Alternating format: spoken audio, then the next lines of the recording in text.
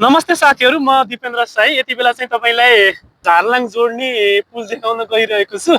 ठ्याक्कै म बिचमा छु अनि एकदमै हाइटमा छ कि यो चाहिँ सायद यो चाहिँ अब बन्जी जम्पको लागि चाहिँ एकदमै राम्रो हुने ठाउँ जस्तो देखियो है। र अलिकति पुललाई पनि अझै केही बनाउनु पर्ने अवस्था देखिएको छ।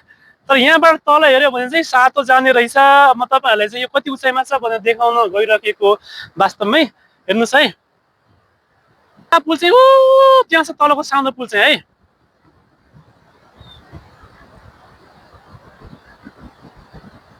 ल हेर्नुहोस्, त्यो पुल चाहिँ त्यहाँ छ।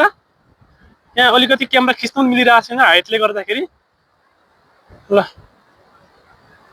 त्यो सानो पुल हो भने त्यहाँबाट त्यो गल्छीबाट यहाँ अलिक गाह्रो छ।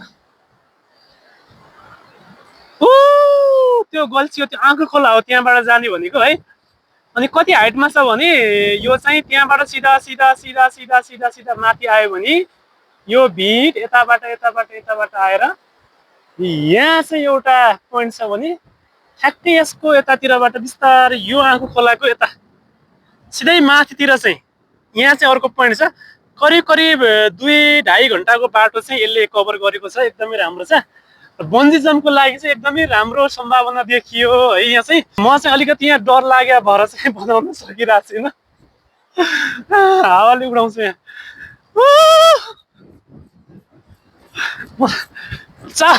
भागो जेन प्यारी यस्तो भागो भागो। यो आँखु खोला माथिको पुलबाट भागो। अलिक पर गयो भने त हुन्छ, धेरै तल छ। ओ माइ ल ल फाइनल्ली आज झारलाङ पनि पुग्यो होला गाइजहरू।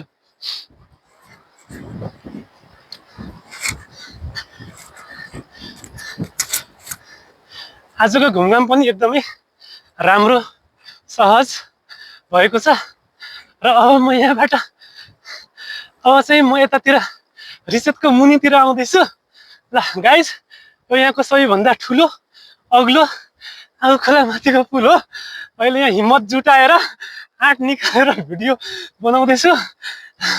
वास्तवमै मलाई डर लागिरहेको थियो, अब त बाँच्यो कि के हो यार।